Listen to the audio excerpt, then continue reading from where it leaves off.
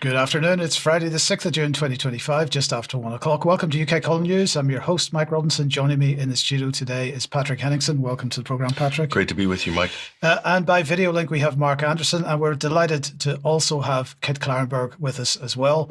Now, we're going to begin with Ukraine, Patrick, and the claim from the BBC that Putin will seek revenge, and that's typically emotive language from the Beeb. Well, atypical, and in fact sounds more like the news of the world. If you read the other mainstream media, they say Putin will respond or retaliate, but the BBC's taking a little feather out of Rupert Murdoch's cap there.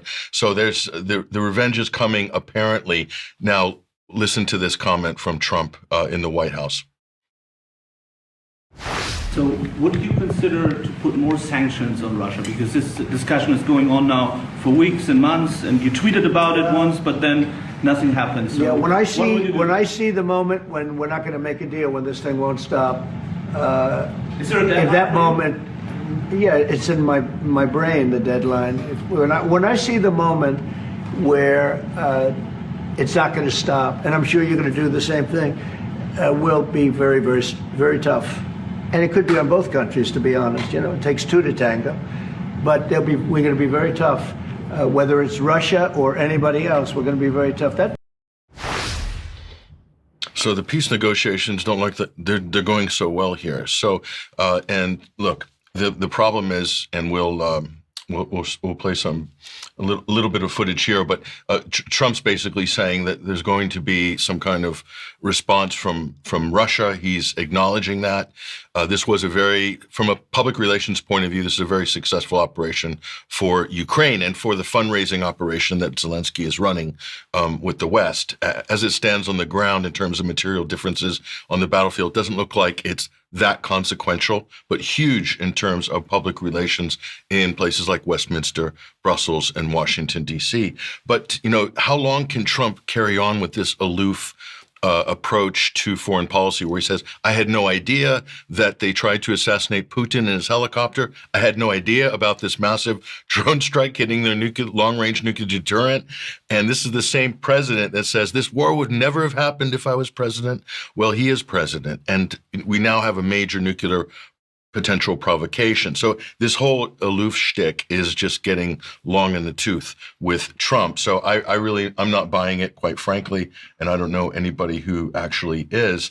So this is one of the problems here. So Trump is, I think, who knows, somebody could have just told him, well, this is what we're going to do, and he telegraphs these vague signals. He's constantly doing this, and you're just left to interpret what he says. Meanwhile, Lindsey Graham is gallivanting around Kiev, and Mike Pompeo is in Odessa, meeting the leader of the trades massacre in Odessa, who is one of the more unsavory characters in the Ukrainian parliament. So that's what's going on. And meanwhile, they're trying to conduct negotiations which look like they're kind of dead in the water at Istanbul, with an attack like this coming before it, Mike. So right.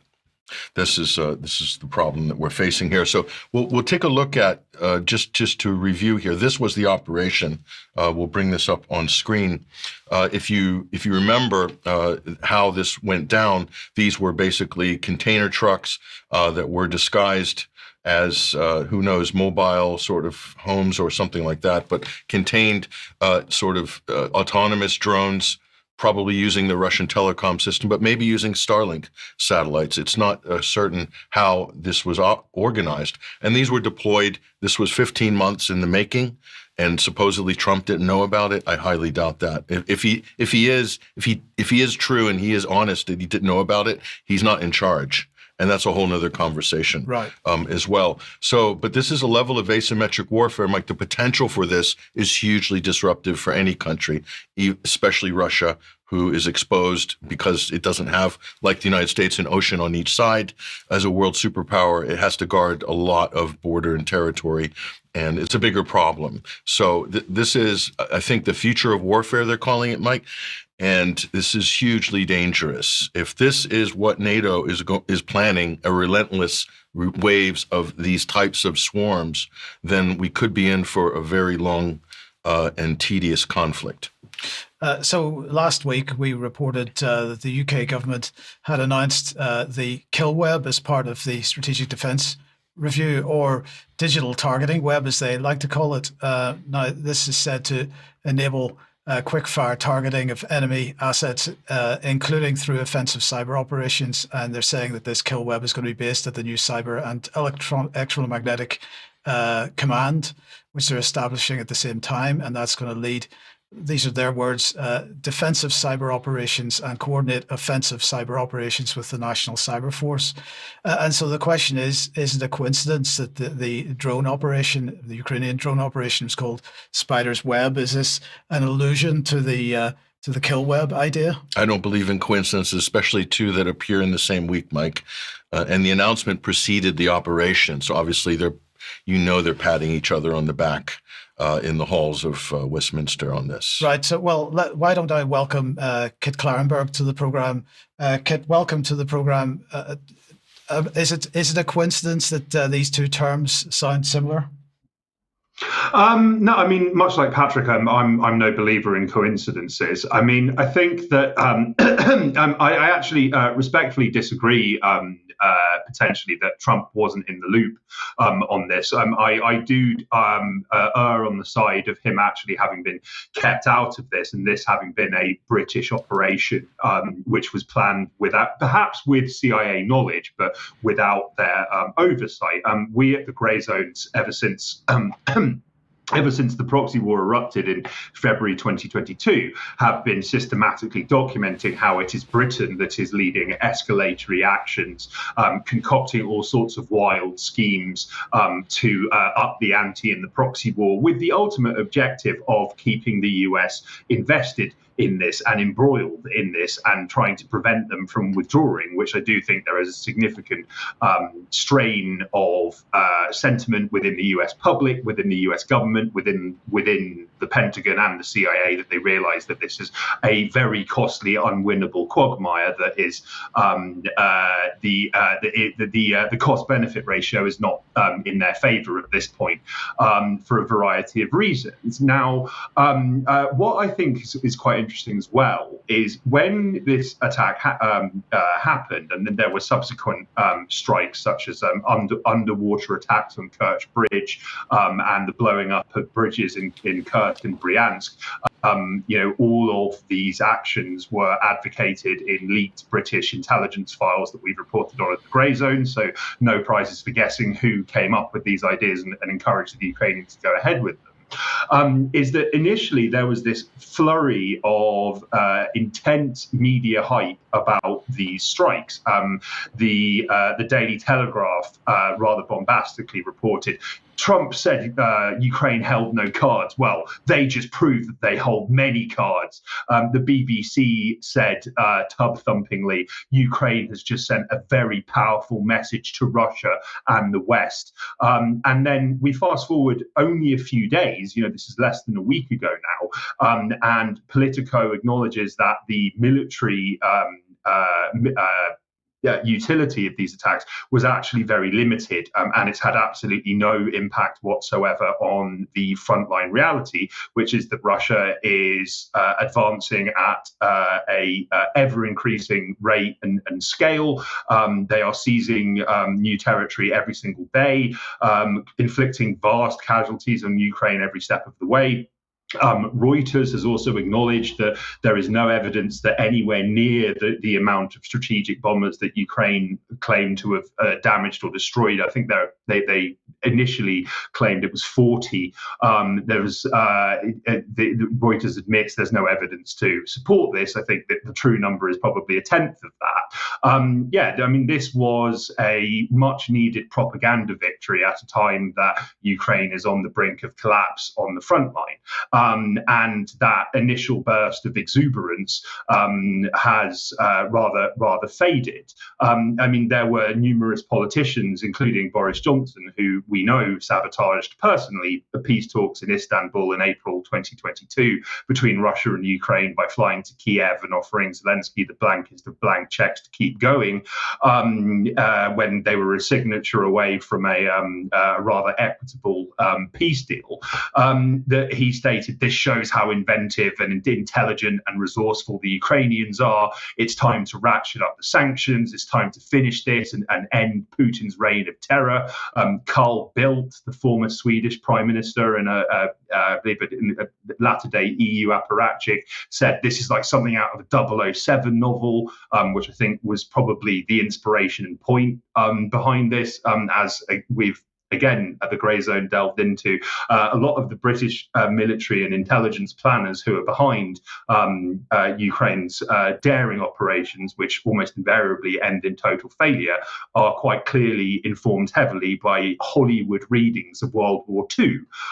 There was, for instance, the attempt to capture a beachhead in Krinky, which lasted, this is in Russian-occupied Kherson. It was an operation that lasted for 9 months, wave after wave of British-trained Ukrainian Marines were sent on high-speed boat ribs across the Dnipro River without any air cover whatsoever. It was hoped by the British they could recreate D-Day and march from Krinky on Crimea, an outright victory. In reality, most Marines were killed en route due to relentless Russian fire. Many people who actually who made it there were killed immediately upon arrival by Russian artillery and glide bombs and drones. This is just one of many total disasters, including the Kursk incursion and the 2023 counteroffensive, which we now know and has been confirmed in the mainstream media were plotted by the British, apparently with the US not being overly happy about these things. About these operations going ahead and being skeptical of their chances of success. Okay, well, thank you very much for that. It's great. A couple of points just to underline what Kit says. He's really demonstrated there that every single major negotiation, a threshold point of Britain has been there, probably behind the scenes, working with Ukraine to basically sabotage any potential advance in bilateral or multilateral negotiations. So, I mean, that's a pattern that's pretty well established going back for the duration of this conflict. Right. Okay. Well, something else I'm really keen to get Kit's view on is this, because as Charles mentioned during his report on Keir Starmer's shiny new strategic defence review on Wednesday's programme, we need to have a look at the authors. He did suggest that I was going to do that today, so let's have a look at them. Now, the primary authors were these three: Lord Robertson, General Sir Richard Barrons, and Fiona Hill. That's Dr. Hill. That's Dr. Hill. Now, as I mentioned on Monday's programme, Robertson is a former Labour Secretary of State for Defence and later served as Secretary General of NATO. Now, he also served as Scottish Secretary at one point. He is from Scotland. He lived in Dunblane. And he successfully sued the Sunday Herald over a post on the Herald's Reader Forum that he had helped. The accusation in the post was that he had helped secure a gun license for Thomas Hamilton, the man who carried out the Dunblane massacre. Now, I mention this because it's related to the online safety report that I'm going to make later on in the programme, but he successfully sued over that, and that made a difference to what people could post on forums subsequently. But coming back to the other characters in this play, General Sir Richard Barrons is the next on the list, former commander of Joint Forces Command, a rabid Russophobe. Here's a clip of what Barrons had to say during a 2019 interview that David Ellis ran with him, which you can find on the UK Column website. If you're going to build armies, navies and air forces that are different, they're built around manned, unmanned and autonomous capability. UK industry can make this. So this has to be good for prosperity, because for the first time for a long time, UK industry at scale will be making things that other people around the world need to buy. And so this is good for export prosperity. And so if our politics gets this right, we can fix our defense, we can influence our friends, we can deter our enemies, and we can boost our industry. I mean, this, for me, is in the no-brainer territory. Yeah. And that's absolutely part of the theme of the Strategic Defence Review, that war and death around the world can be used as a driver for industry in the UK and create jobs. Fantastic. It's definitely in the no-brainer territory. Absolutely in the no-brainer territory. But we've got to remember, if we put this on screen, that he is a close friend of Chris Donnelly, founder of the Institute for Statecraft and its Russophobic Integrity Initiative project. And Chris Donnelly himself was a special advisor to 4 NATO Secretaries General over 13 years, including Robertson. And now this is a quote from Donnelly during a Defence Committee hearing that I attended in 2019. In hybrid warfare, everything is a weapon. And that is basically the theme of Barron's opinion, but also Donnelly's opinion as well. And the third person, finally, we have here is Dr. Fiona Hill, a British-born American foreign affairs. Well, she describes herself as a specialist. I don't know. We may have different opinions of that. Who's also a total Russophobe, and her Russophobia is totally focused on the person of Vladimir Putin himself, with analyses such as Putin's personality disorder and what if Putin disappeared for real. Now, she's a spook. She became an intelligence analyst under George W. Bush and Barack Obama at the National Intelligence Council, where she was a senior expert on Russia and the former Soviet republics, including Ukraine. And then in between stints at Brookings Institute, she was also deputy assistant to the president and senior director of European and Russian affairs during Trump's first term, when she was on the National Security Council. So she's quite a woman. So, Kit, let me ask you, what are your thoughts on these three? Well, I mean, it's difficult to know where to begin. Although, I mean, just as a preface, you mentioned Barron's connections to Donnelly. In 2014, there was a British Parliamentary Defence Select Committee hearing on the future of Britain in NATO, and Donnelly explicitly stated that Britain should take a lead on arming and training Ukrainian forces in their brutal crackdown on the civilian population in Donbass, because this would encourage the US to refocus on Europe at a time it was pivoting under Obama to Asia. And Obama also explicitly stated that Ukraine is not a core interest of the US, but it is of Russia. Therefore, we shouldn't interfere. So he has played a significant role in getting us to where we are now, and he is overseeing Britain's contributions to the proxy war in secret. But yes, I mean, Lord Robertson was, I believe he was Blair's defense secretary, and he is in 1998 he initiated another strategic defense review, which set out a very bold vision for creating British Empire 2.0, and it called for the creation of British aircraft carriers. Fast forward to today, and those aircraft carriers were which took many decades in the making and billions in the making, are now scheduled for scrap because they've been found to be completely useless, which is quite ironic. But Barron's is a very interesting character. Again, you mentioned the Institute for Statecraft. In 2016, Barron's gave a talk at the Institute, which was rather incendiary, and it effectively laid the foundations for the Ukraine proxy war.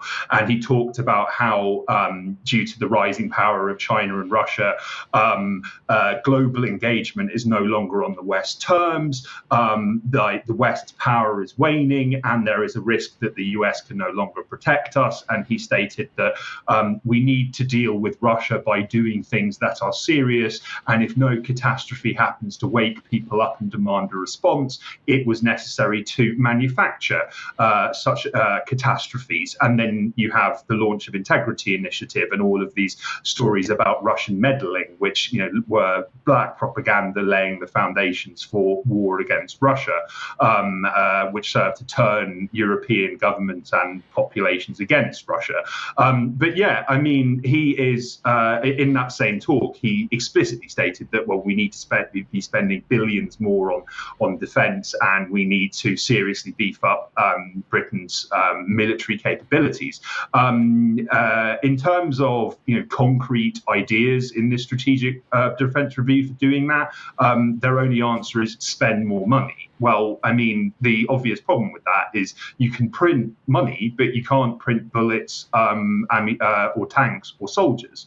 And on all three fronts, the UK is significantly lacking, not least because it doesn't have a defence industrial base anymore, or much in the way of industry. I strongly suspect that those calls will come to nothing.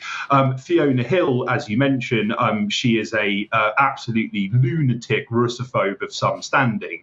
I don't think that she can even speak Russian, but she is frequently cited as an expert on Putin's Russia, and yes, takes a typically very hawkish line. In a bizarre coincidence, she happened to know Christopher Steele personally, the disgraced former MI6 operative who was behind the Trump-Russia dossier, and she introduced Steele to Igor Danchenko, who was Steele's source for all of the dubious claims in that dossier. So she may well have played some kind of role in its fabrication. So yeah, I mean, the contents of the review are kind of unsurprising. They talk about how Russia is the gravest threat to Britain, and that Britain needs to undertake significant measures to counter this. I mean, this is the product of enduring post-imperial delusions about Britain's importance and power on the world stage. Britain wants to believe that it is a major global power. I think they're just seen as a source of major annoyance and nuisance by the Russians. I don't think they're taken particularly seriously. And I think that attitude extends to most European countries at this stage. They've disarmed themselves by sending all of their weapons to Ukraine. They have bankrupted themselves by sending money to Ukraine. And they've also electively cut themselves off from Russian energy supplies, which has just deindustrialized the entire continent. I think we've hit the brick wall of illusions here for a lot of Western powers. Although it may well take quite some time for the reality to catch up with them. Yeah. Yeah, and staying on this subject of the UK and their role behind the scenes in some of these conflict zones, this is an interesting story which has come up here. This is the Cradle, obviously one of the best English language Middle East news outlets here. But more signs of Britain grooming Syria's al-Qaeda-rooted government. And you can see there the new president sporting a Savile Row look there. And you're talking about here the rise of a London-born Muslim Brotherhood activist to the heart of the Damascus politics reveals an even deeper layers of the UK's long war to rebrand al-Qaeda's power and legitimize it as the Syrian government here. And they go on, and this summarizes Britain's outsized role in shaping the conflict, bringing al-Qaeda to power, whitewashing its leadership, and embedding UK operatives within the political infrastructure in that country. And this brings us to a great article here by Kit Klarenberg. This is up on his Substack, Global Delinquents, the column, and how MI6 helped HTS seize Syria. Now, there's a lot of familiar faces in this article, Mike, including perhaps the person who recommended the Savile Row Taylor for al-Jilani, Hamish de Breton Gordon. But look at these two likely fellows. These are the new Chuckle brothers. Mike, this is Alistair Campbell, Rory Stewart giving a warm welcome to the new self-appointed president of Syria, the former al-Qaeda leader in Syria, al-Baghdadi's deputy at ISIS. They're platforming him, legitimizing him. It is quite an extraordinary thing there. So we can get into that. I want to bring Kit in here right now. Kit, great article. Obviously, there's a lot of familiar names, and all of the theater that we've seen over the last 15 years to destabilize Syria, you can see how it all fits together here. But your thoughts on this? Yeah, sure. So there was At the start of May, or it might have been mid-May, there was the U.S. ambassador to Syria, 2011 to 2014, Robert Ford. He gave a talk during which he acknowledged that in 2023, a British non-governmental organisation had approached him and sought his personal assistance in transforming HTS and Shara or Yolani into politicians, rebranding them in advance of their seizure of power in Damascus. Now, that firm was revealed by the Independent Arabia. I didn't know the Independent had an Arabic language outlet, but apparently it does. These comments, it was revealed to be the firm was revealed by Independent Arabia to be Intermediate, which was set up by Jonathan Powell, who was a key advisor to Tony Blair's government. He was chief of staff throughout Tony Blair's 10 years in power. He was one of the key architects of Iraq, who knew that Saddam Hussein didn't have weapons of mass destruction and wasn't a threat, but thought that it was good to get rid of him anyway because he bought into this humanitarian interventionism nonsense preached by Blair and the neocon gallery. That report in Independent Arabia was was missed by the English language media, including the independent media, with the notable exception of Vanessa Beeley, who wrote an excellent article for UK Column, I believe, which is well worth checking out. But yeah, there has been in the manner of a kind of low-grade theatre production in which you have a small cast playing different roles at different times. The same names keep cropping up and up and up. And yes, as you mentioned, Hamish de Bretton-Gordon, who was on the front line of propaganda operations in Syria, also was an MI6 agent staging chemical weapons attacks to blame Assad's forces for breaching the US's red lines and trying to encourage US intervention. And he also set up a bunch of bogus humanitarian groups again, were part of a wider propaganda effort to demonize Syria and Russia. He recently went to Damascus and met with HTS and gave a rather bombastic interview to an outlet called The National, where he said, well, the Syrians that I know say that these guys are the real deal, and Britain is uniquely placed to make a real difference in post-Assad Syria, and we can give them advice. Okay, welcome back. Sorry for the technical problem. That knocked us out for a couple of minutes. Kit, let's come back to you. You were just starting to talk about Hamish de Bretton-Gordon. Yeah, well, no, I was saying that, Hamish de Bretton-Gordon, he was heavily involved in regime change operations and was, among other things, smuggling soil samples out of Syria to prove that Assad's forces employed chemical weapons. It is clear from mainstream media reporting on these operations that the purpose was to trigger something like either the destruction of Libya, like a saturation bombing campaign, or even a Iraq-style all-out invasion. They didn't succeed in that. There is a number of other British intelligence cutouts that, I've reported extensively on the operations of ARC, which is run by a veteran MI6 officer called Alistair Harris.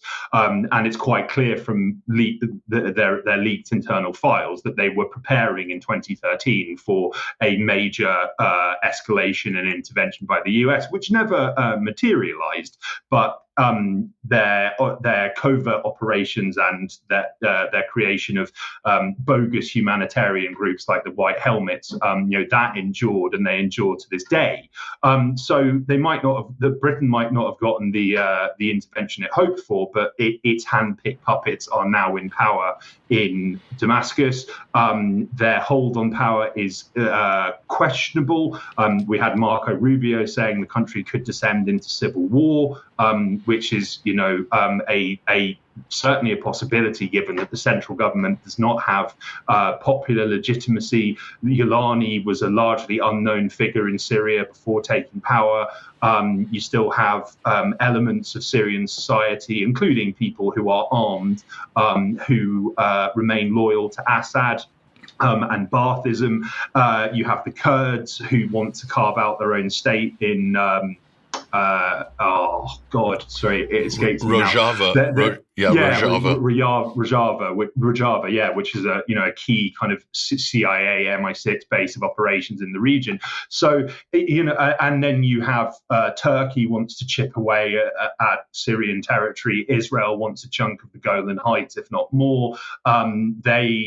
Israel are worried about other powers encroaching on this, to the extent that it's been reported that they've asked US officials to implore the Russians not to leave, because they think that might affect the balance of power. So it's quite a mess that they've created for themselves.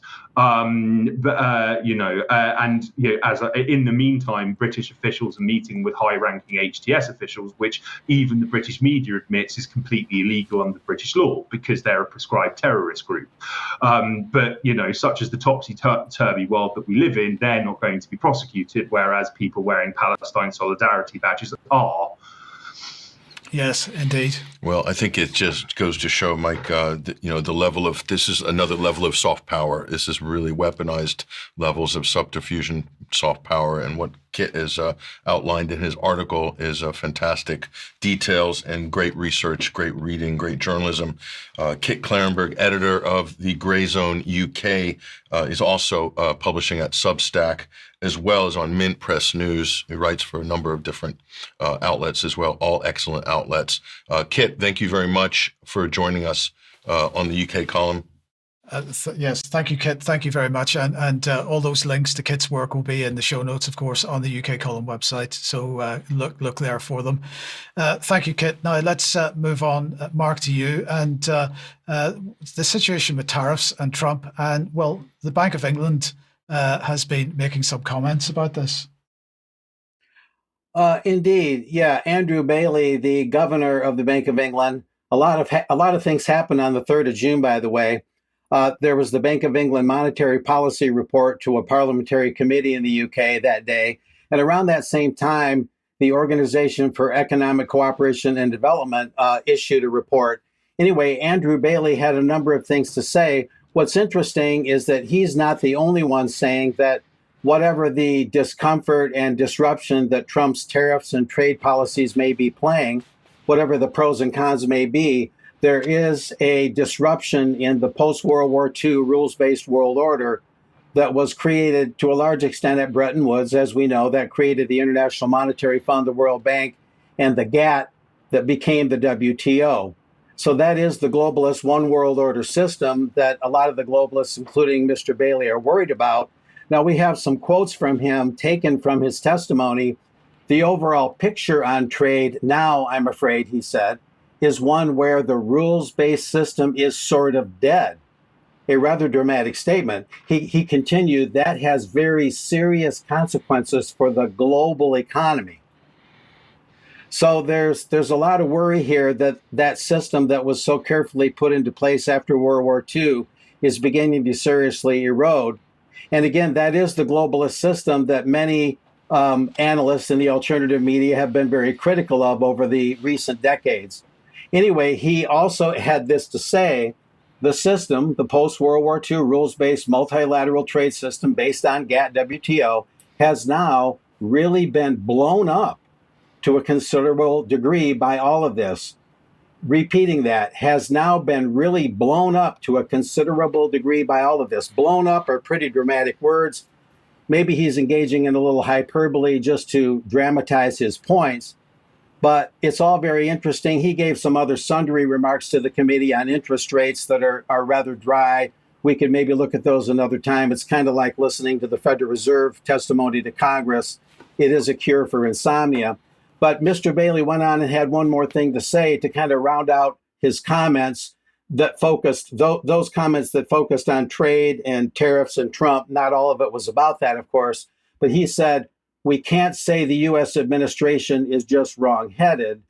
There are things that have gone on in this whole trade picture, which I think do point to the stress that that system has been under. And he did acknowledge that the rules-based system has a number of flaws. He pledged to fix those flaws. He doesn't want to abandon the system. No good globalist would want to do that. He said also, we have to come back to the international table. Yes, the system has problems. If we abandon it, however, we'll be living in a much more difficult world in his point of view. So those are the core things that he had to say, gentlemen. The committee, of course, asked him a lot of pretty good questions. It's a rather long thing. We'll have the links to anyone that wants to watch the whole interview. We'll have the links in the show notes. Now, as I mentioned, the OECD brought out right around the same time its economic outlook. It's a very long tome, printed page-wise. It's over 200 pages. So I relied mostly on a basic summary of it. And that summary, I believe, is reflected in the next slide.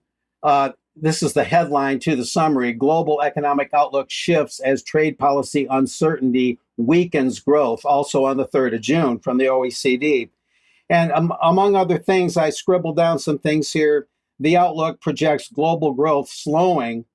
That's global growth from 3.3% going on, starting from last year as a baseline to 2.9% in both this year, 2025, and next year.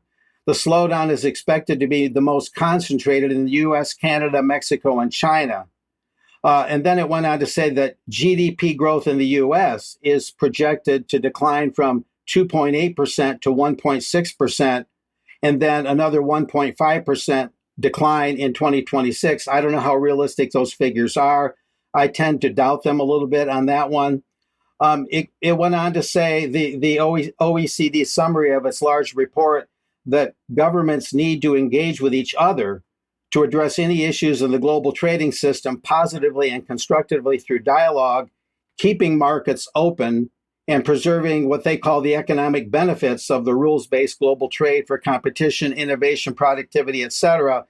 And this OECD outlook goes on to say it highlights a range of risks, that is, starting with the concern that further trade fragmentation, as they call it, including new tariff hikes and retaliatory actions, could intensify the growth slowdown and trigger significant disruptions in the global supply chain. Of course, the length of the supply chains under the globalist system that has been set up, the very idea, the very structure that is of them and how long they are, makes them inherently vulnerable. We found that out during the COVIDocracy, that the longer the supply chains and the more complex everything is, it works in a lot of ways, but that also makes it highly vulnerable. So Trump may be thinking that a more nationalistic approach where you bring more manufacturing home, if tariffs are used correctly, that is, would shorten supply chains and over time raise national income, more jobs, and lower the vulnerability of the overall system. But of course, it takes a lot of effort and a bumpy road to get there. But anyway, I also noted, and I just found this last night, there's an article on the UK Column website, Tariffs, Trade or Structural Change. And this is very, very well done. I read through most of it, and it really gives a good balanced view of the pros and cons of the current trade policy of the US and across the world. Taking a look at tariffs, it does make the important note that oftentimes the world system, the trade system, has been seen as sort of a economic religion of sorts, that you need a lot of faith to believe in it for it to work, and that national economies have been sacrificed at the altar of the globalist free trade system. That's reflected in this article. That's a point of view I've often heard looking at this issue over the years. But at any rate, the OECD and the governor of the Bank of England do make some salient points. But we have to look at whether Trump's policies will erode a global system that many of us have been critical of, and maybe point us in a different direction and a better one eventually. And I'm not wearing rose-colored glasses when I say this. Or they may be more correct than I realize, and perhaps Trump is doing the right thing in the wrong way. there's a lot you could unpack in such complex trade systems. Again, the OECD report's over 200 pages. I'll probably look into it more in a couple of weeks as I read through it more. But those are the key highlights right now as Bilderberg approaches and the G7 approaches in the middle of the month. Okay, we'll come on to that in a second. Thank you very much, Mark. Now, if you like what the UK column does, you'd like to support us, please do consider it. You can make a donation on the support page. You could join as a UK column member. And of course, if you join as a member, the various membership levels, you get access to UK column news extra and other members only content. You could pick something up at the UK column shop. And if you would like to get some supplements from clive2carl.com, if you use the link on this page, we do get a small commission for that, although it doesn't cost you any more to do that. If you can't support us financially, then please do at least support us by sharing our content. And there are share links provided on the various articles, blogs, and videos and so on the UK column website. Tonight at 7 p.m., Charles and I are speaking to Jerm for the weekly banter. Join us at 7 p.m. for that. And yesterday's interview with Vicky Baggett of the World Library Association is on the website now as an on-demand version. Now, a date for your diary then. Please join us on Saturday, the 18th of October this year in New York for the next UK column on location event. We are not yet certain exactly who the speakers are going to be, but we're just giving you a heads up that this is going to be the date and the location in the country. So anybody that was sad that they had to travel halfway across the country to get to Cheltenham or last year to Bristol, we are heading north, and we hope to see you there. And it's going to be a fun day, and we'll have more details in next week and in the following weeks. Breaching the red wall. Breaching the red wall. Yes, indeed. A reminder of the Science Beautiful Festival, which we will be attending June the 26th and 29th in Wimborne and Dorset. Now, a bit of an announcement on this, because we were running a competition for 2 free tickets to that. Well, it turned out that the person who won that competition wasn't able to go after all. And so we're actually rerunning the competition at the moment. If you'd like to take part in that, head over to the UK Column Extracts Facebook page, and the instructions for entering that are there. Next, Peaceful Assembly for Medical Freedom. This is in Dublin at Kingram House, and Dr. Anne McCluskey is going to be speaking there amongst a bunch of other fantastic speakers. That's Tuesday the 10th of June at 1 p.m. If you could possibly get to that, do so. And also to remind you that the Thetford Truth and Freedom Beer Festival is taking place July 18th to 19th in the Angel Inn in Larling, and that is going to have Diane Rasmussen McCaddy and Sandy Adams speaking at it. So get along to that if you possibly can. Okay, let's move on then to censorship and Ofcom and so on. And on Wednesday this week, Ofcom held a day-long seminar to explain the regulations which platforms are going to have to comply with in order to meet their obligations under the Online Safety Act for the so-called protection of children. I'll explain why I say so-called in a second. Now, Ofcom refused to give any specific guidance on how platforms should implement the regime that they want to see. They said that this is on the basis that if they give specific advice, it may restrict their ability to take enforcement action later on. So it's up to the platforms to interpret the extremely complex and vaguely defined requirements and to impose a regime which Ofcom will find acceptable. I have to say it was pretty clear from the Q&A sessions that some of the pretty big platforms that were on that were really struggling with this whole thing. So I would suggest that the inevitable outcome of this is that platforms will err on the side of caution, and that's particularly bearing in mind the potential penalties. Now, many will say that this is good. Children should be protected. And of course, the second part of that is true. But the way this is being done won't protect children, and we'll discuss that in a minute. Instead, it's going to result in many more topic areas falling below the censorship threshold. Now, let's just have a look at the main categories of content which Ofcom says children should not be exposed to. The first is what they call primary priority content, or PPC, and this includes content related to suicide, self-harm, eating disorders, pornography, And Ofcom says that children should be blocked from seeing any of this content.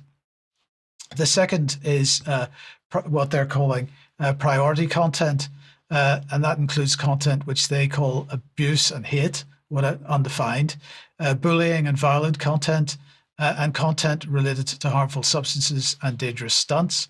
And then they have what they call non-designated content.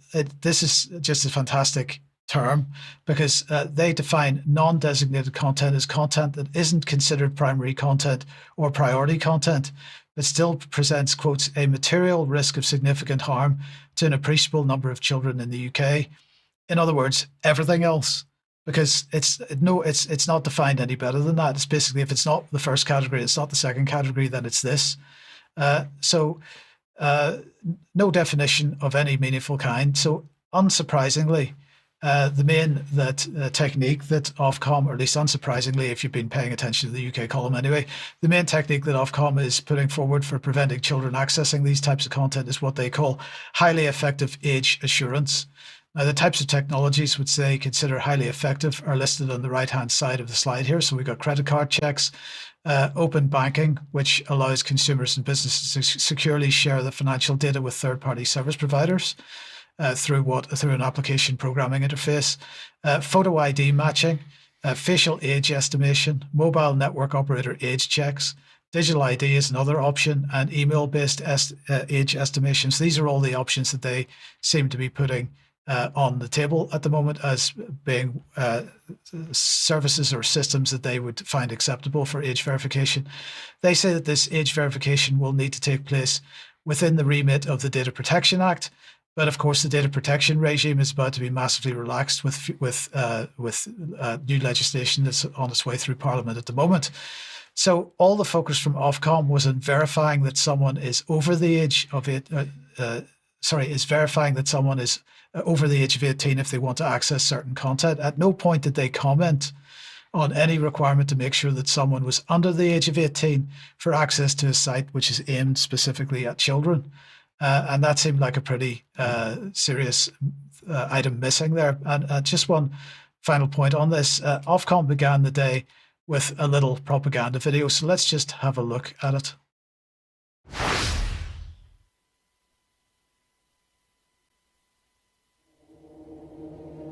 My son's into gaming and football, so why are you showing him content that tells him to hate and mistreat women? When my little boy is safe at home, why are strangers asking him for topless photos? Why did you let people share nudes of my 14-year-old daughter? What if it was your daughter? Why is my daughter being targeted with clips of kids in our area being violently attacked? Why are you allowing your platform to be a playground for paedophiles to groom children? My teenage daughter's hair fell out because she was bullied on your platform. How can you let dealers push drugs to my 14-year-old on your site? How can you let my child that is 14 years old see photos of child pornography? Are you allowing your platform exposed to suicide content being grounds for paedophiles?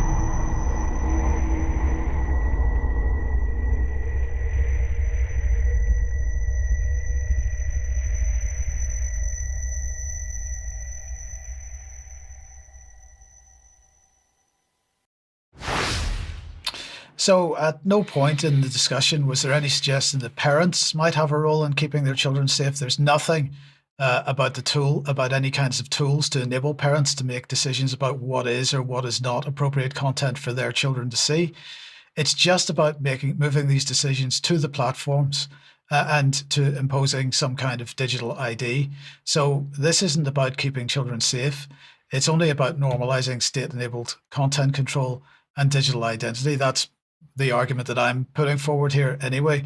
I don't know if you got any thoughts on this, Patrick. Well, you're just making, Mike, I think a classic utilitarian argument. If the problem is, all of these so-called risks to children and so forth, how can you impose a broad censorship regime that covers adults in order to allegedly protect children? It doesn't even stand up to basic common sense from a classic English liberal argument, and that's how our whole legal system has been built on top of. So why not, let's say, I got a radical idea, why not restrict access to smartphones for children below the age of 15? If this is going to be a big problem, can't you give them a Nokia banana and be done with it? And when they get it home, the parents can be responsible while they're at home under parental supervision. There is no perfect system. Children will get drugs pushed on them on their way to school, in the bathrooms at school. Okay, and then what? Should we shut the school down? Should we shut the schools down and have the kids homeschooled or in some kind of 6 foot by 6 foot government kind of cell to learn or something? It's ridiculous once you go down this road. Absolutely. And I mean, the fight between YouTube and the YouTube download applications, the fight between the big corporate media companies and piracy demonstrates that these types of approaches don't work. They never have worked in the past, and they're not going to work in the future. But in a related topic then, a week or two ago, Patrick, you were talking about the Amnesty Media Awards. Yeah, the Amnesty Media Awards, and if you remember that story here, we'll bring that up on screen. We were recommending that everyone vote for Jonathan Cook because we believed he was the most true independent journalist here. Well, they announced the awards. Unfortunately, Jonathan Cook did not win, but awards been given to People's Choice for UK journalism has been given to Owen Jones here. So that's up on Amnesty's website. Not our first choice, not our second or third either. But Jonathan Cook actually weighed in on this. And I thought we'd just show this up on screen as well. And here he is. He actually attended the awards because he was one of the nominees in London here, I assume. And he says, many thanks to all of you who supported my nomination at Amnesty. And he goes on here, and this just shows you what a class act Jonathan Cook is. And this is what he said. I took with me to the ceremony the investigative journalist Asa Winstanley at Electronic Intifada. Had I won and had a chance to make an acceptance speech, I wanted to highlight his case. He, along with other independent journalists, including Kit Klarenberg, yes, who we had on the program earlier, have been targeted for persecution by the police, doubtless under political direction for his work on Gaza. And he continues just rounding this off. The police have been using the most expansive interpretation possible of the UK's draconian terrorism laws. Last month, the courts ruled that the police had illegally seized his electronic devices. He's talking about Asa Winstanley, just there on the left-hand side. Incredibly, no media outlet in the UK has thought it worth reporting either the Dawn raid on his home last year or the court's subsequent findings of the law-breaking by police and seizing electronic devices of an accredited journalist. So, Jonathan Cook's going to use his platform, if he won the award, to campaign and support another journalist. I mean, that kind of proves that he deserved the award more than anybody. I mean, a real class act. And I also want to point people, again, to Jonathan's Substack here. This is actually a fantastic story. Why is the UK sheltering Israel's genocide-inciting ambassador? And there she is, Zippy Hotolovi, who got absolutely lambasted on a number of talk shows. I think she was even on Piers Morgan. But terrible reputation. She's really made a fool out of herself in front of the global media and, has proven to be a very unsavory individual. So this is a great piece by Cook here. And, where is the UK government on some of these individuals making these public genocidal statements, these Israeli officials? It's just incredible. Since when is this acceptable? And is there going to be any recourse for it? Meanwhile, they're just arresting journalists under the ever-expansive, elastic interpretation of the Terrorism Act. It is quite a hypocritical situation. And, Mark was talking about trade and the situation with the so-called rules-based international order. It seems to me a big part of the reason that the so-called rules-based international order is collapsing is because the proponents of it, the West, are increasingly just abandoning their own rules. Well, it's not just that. It's also because they've abandoned actual international law and actual justice. The whole idea of the rules-based international order was to supplant actual international law. So the superpowers decided United States being the lead, that they no longer had to comply with international law. And as soon as they established that precedent, all the other countries, Britain and all the others, basically piled in behind them. And then basically, then they lost their rules-based order as well as the international legal system. So it all went to pot, basically. Right. And Mark, a couple of the bastions of the rules-based international order. Well, let's start with one of them, the G7. They are meeting soon. Indeed, gentlemen. As we know, the G7 tends to kind of orbit around Bilderberg. It kind of commingles timing-wise, oftentimes each year with Bilderberg. This time, as this title page from the G7 website shows, they're going to meet in Kananaskis, Alberta, Canada, June 15 through 17. Bilderberg meeting June 12 through 15. So they're, kind of contiguous with one another. And I did a little reading up on the G7. Of course, Trump's trade policies are going to be probably front and center. And I think they'll definitely be at Bilderberg because Bilderberg, well, they'll release a topics list, but they discuss things beyond that official list, as we know. But I would think it would make the official list. But at the G7, Canada is the host nation, as we know. There was a meeting of the G7 finance ministers and central bank governors already preceding this leaders summit coming up in Canada. And at that preliminary meeting, there were concerns among many members, like Japan's central bank chief, that the potential effects of Trump's sweeping tariffs and the continuing economic uncertainty they create could be a very big problem from their point of view. So at any rate, it's going to be a major topic unavoidably. This is just from the Bilderberg website itself, the official Bilderberg website, thebilderbergmeetings.org. And I just put a notation in there. It'll be the 71st meeting in 71 years. Taking place, of course, at the Wallenberg family's posh Grand Hotel, the 12th through the 15th of June in Stockholm, Sweden. I managed to get those dates, even though Bilderberg hasn't announced them. It'll be the 5th meeting in Sweden. They've met there in 62, 73, 84, 2001, and now. And the Trilateral Commission meeting that I covered last week in April in Washington gives us some idea, along with the obvious thing, Trump's trade agenda in terms of the upcoming Bilderberg topics. Those trilateral topics having been, among others, dramatic geopolitical shifts, a major reordering across the Middle East, tensions in North America, that could very well be the border, as well as economic matters, rising U.S.-China cooperation, the trilateralists are saying. And they also discussed a couple of other things in April that very well could show up at Bilderberg. North America on the rocks, which is very similar to the other one I just mentioned, neurotechnologies and the battle for your brain. I've seen those kind of topics come up before at these highfalutin meetings. Also, just to get an idea of the Bilderberg machinations, for the last 2 years, and this is one example, I've done pretty in-depth articles on the commingling of the Bilderberg attendees and the deals they make and the way they intersect with one another. This is from just less than a year ago, Bilderberg Beyond the Meetings, Part 2. The secretive gatherings are a collusive conduit for an AI big media marriage. I did one the year before that, and I plan to do one this summer as well, fairly soon, to look beyond just the splash in the pan of the meetings and look at the in-depth, take an in-depth look at the topics that are raised and how they interact and how the attendees interact with one another, the apparent deal making and where they're going with it, what projected out and what they may be doing with it. So that's very important to do.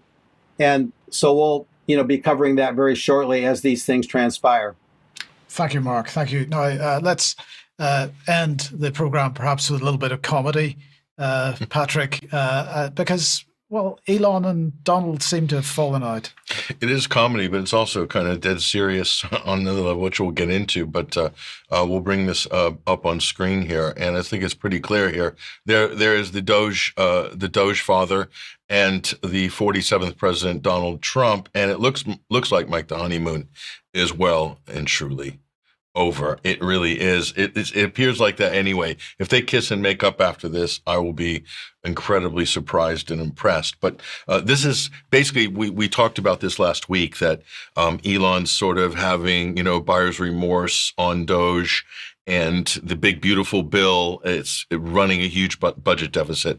And apparently Elon's taking huge umbrage to this here. And this is kind of escalated. We'll bring up some of the escalation. So this was basically what happened this morning. There is Elon Musk. And so Ian Miles Chong, who's like a surrogate on X of Musk, said, "President versus Elon, who wins? My money's on Elon. Trump should be impeached and J.D. Vance should replace him." Yes, says Elon Musk. So that was basically war. That's a declaration of war on the part of Musk.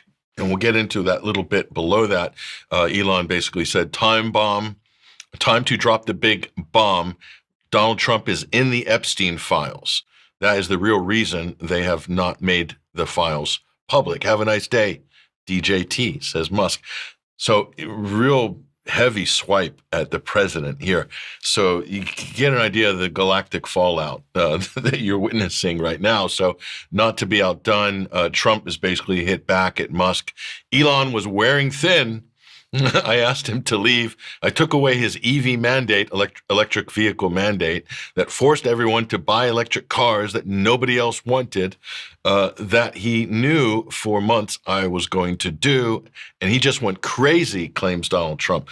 Turns out that's not actually true. But anyway, it doesn't matter with Trump. That's what he said.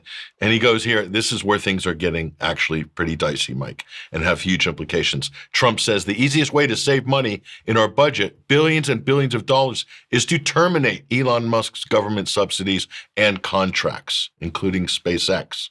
I was always surprised that Biden didn't do it, says Trump. So this is war talk. This is fighting talk here. And so we go. So now here we go. Elon Musk replies, quote, tweets, "In light of the president's statement about the cancellation of my government contract, SpaceX will begin decommissioning its Dragon spacecraft immediately." This is the new launch. And that's massive because, of course, NASA relies on Dragon spacecraft to get people up and down the International Space Station and so on. Otherwise, and cargo. So without Dragon X, who does the taxi again? It's Russia, right? Right. Russia does with the Soyuz. They do the taxi back and forth to the International Space Station. So I guess you could call Putin. Trump could call Putin and have Vladimir take the astronauts like they did for decades before, not a Musk. So is that where we're heading here? And Elon comes back.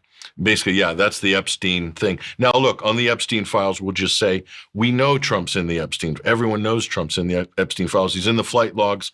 We've got video footage here. I think we'll bring up on screen.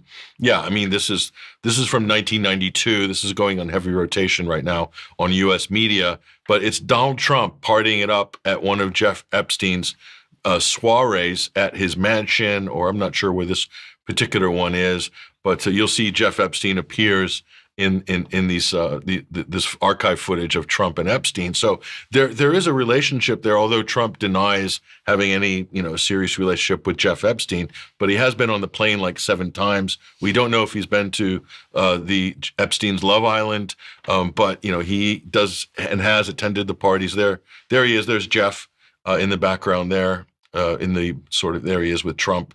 That's Epstein. So, I mean, that's kind of where things are at on this. So this has huge implications, Mike, in terms of fallout. Okay. But aside from SpaceX, the other question is about Starlink, because Starlink has been absolutely key to the Ukraine conflict.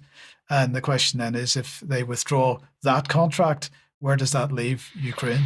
Well, where does that leave Ukraine? Starlink has become basically a pivotal tool for empire in all conflict zones: Sudan, the Middle East, Yemen, all the subterfuge and behind the lines sabotage. It's all dependent on Starlink. The entire Ukrainian army, as Elon Musk himself has admitted, is based on Starlink. So we'll take that footage off the screen for a moment, Mike, but it's all based on Starlink. And this operation that we saw, these drone attacks by Ukraine with the help of Western intelligence, how did they do the link up on that? Was it Starlink? We don't know. Is that classified? We're not sure. But these are dual-use technologies, these satellite arrays. So this has huge implications. If they fall out, then, this is, I think, going to potentially hobble the Western imperial machinations as far as the U.S. are concerned, and it might even open up the door for another competitor or 2 or 3 competitors or a Chinese competitor. So we'll see. But the fallout potential is massive on this. Not just the share price of Tesla, which tanked. I heard it tanked last night, and a whole bunch of other potential things. Trade is already being restricted. We've already got stagnation economically because of the tariff wars, and so this isn't necessarily going to help either. Yeah. So this is Clash of the Titans. We'll see how many dead bodies end up on the pitch by Monday. Yes, indeed. Okay, look, we're going to have to leave it there for today. I'm going to say thank you very much to Mark, to Patrick, especially to Klarenberg for joining us today. Thank you all for watching. Join us in a few minutes for some UK Column News Extra. If you're a UK Column member, if you're not, please consider joining us. Thanks to everybody that does support us in that way. Have a great weekend. We'll be back at 1 p.m. as usual on Monday. See you then. Bye-bye.